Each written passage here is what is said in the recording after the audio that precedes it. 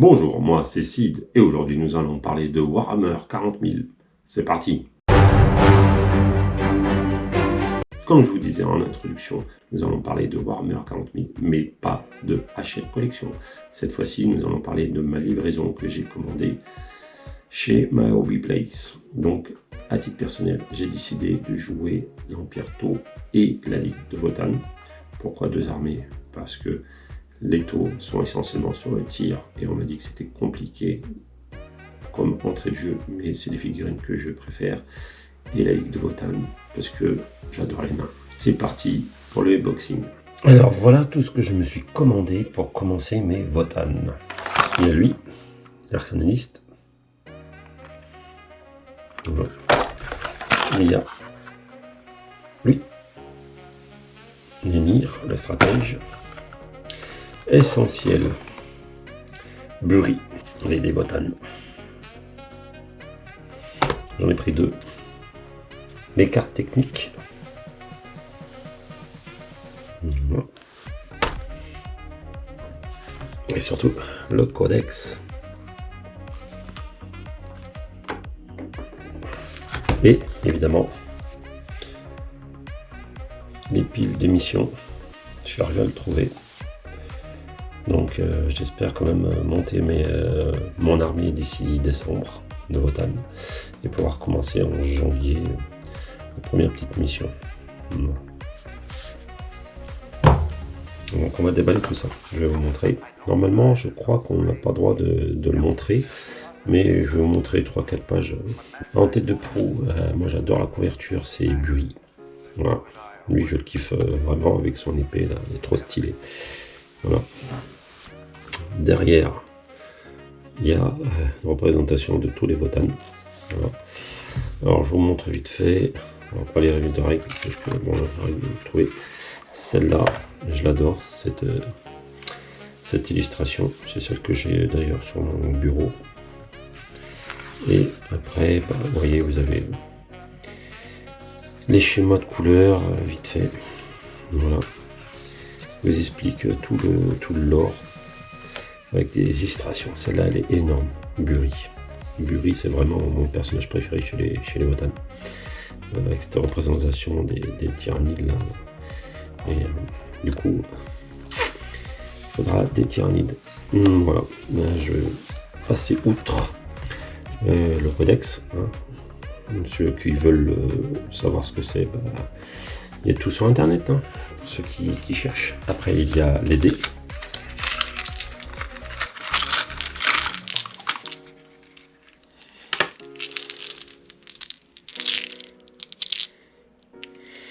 Je les voyais plus clairs que ça.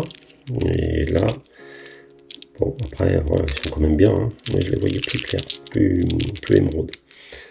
Là, ça fait un peu moins émeraude maintenant qu'ils sont la même. Hein, mais bon, on coule quand même. Ils sont assez gros par rapport aux deux que je peux avoir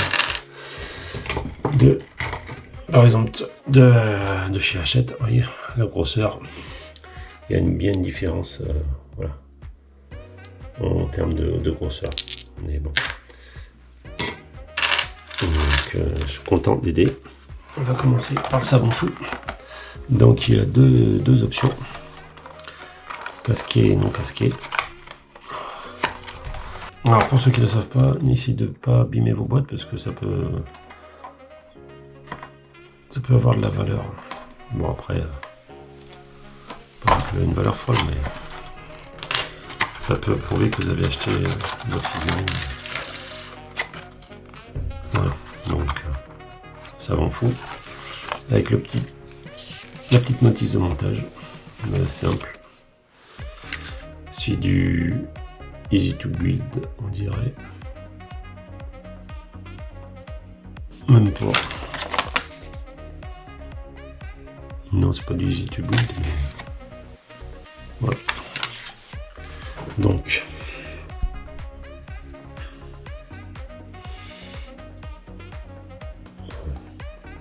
avec les deux petites têtes. Donc, soit le savon fou, soit la casquée. Ici, moi je vais faire avec la tête dénudée. Émir,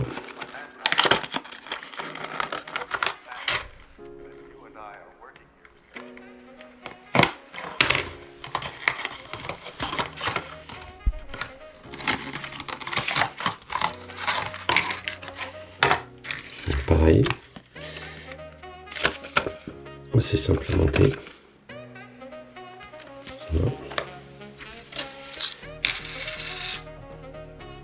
Donc là, il n'y a pas l'air d'avoir d'option. Tel que... c'est très fin par contre. Il va falloir que je fasse attention quand je vais coller. Le meilleur pour la fin. Alors pourquoi j'ai voulu commencer par les héros, par les personnages, parce que tout simplement je fais la collection Hachette, donc déjà je me rends compte dans le patrol. Bon, dans un an, c'est le 52e numéro qui a les boîtades, mais d'ici là j'aurai d'autres figurines. Mais j'ai voulu commencer par les héros, parce que c'est ça qui me plaisait, surtout lui. C'est pour lui que j'ai craqué en fait.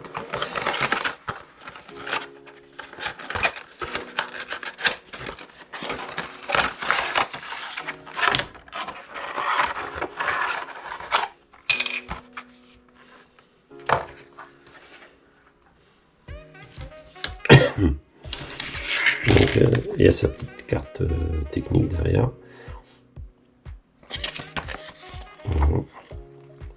Comment le monter? Sympa.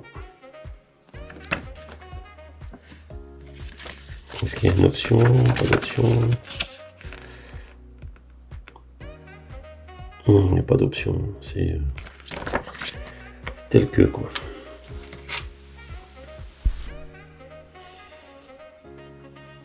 Après, les cartes techniques. Alors, je sais que normalement, les cartes techniques, il faut éviter de les acheter. Parce qu'avec les mises à jour qui vont, ça prendre des risques. Mais je voulais les cartes quand même. Voilà. Alors, elles sont très belles. Comme vous pouvez le voir. C'est très beau. Ouais, c'est vraiment... Elles sont vraiment belles. Ouais, c'est vraiment... Regardez ça. Vraiment très beau. Et même la brillance ici. C'est toute beauté. Donc là, vous voyez les cartes techniques. Alors, il faut que je sache comment lire les cartes techniques. Je ne sais pas encore bien les lire.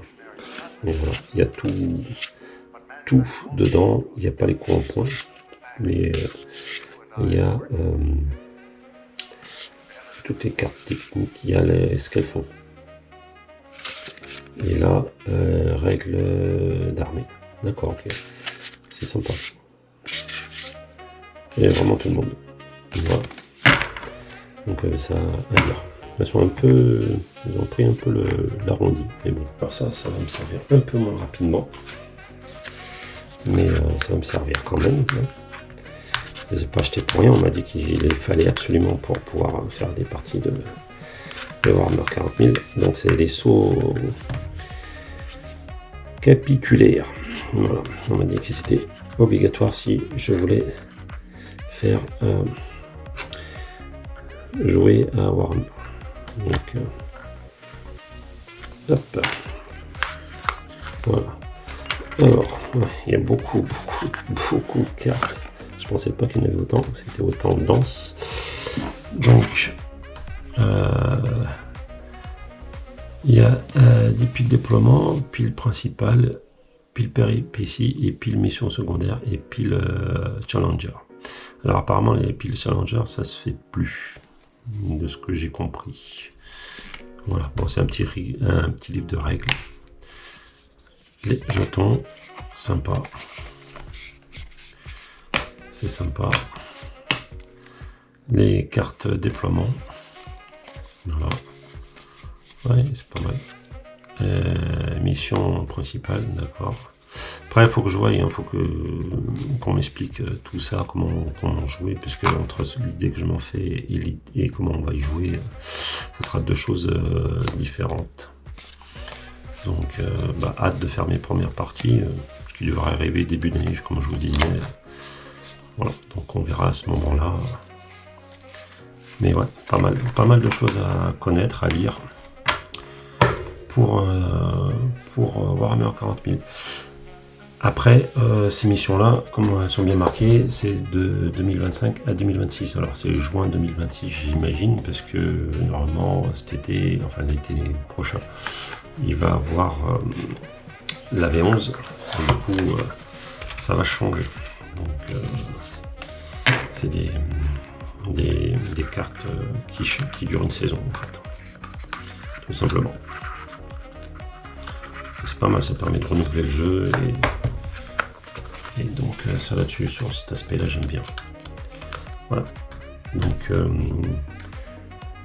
nous allons passer à la conclusion.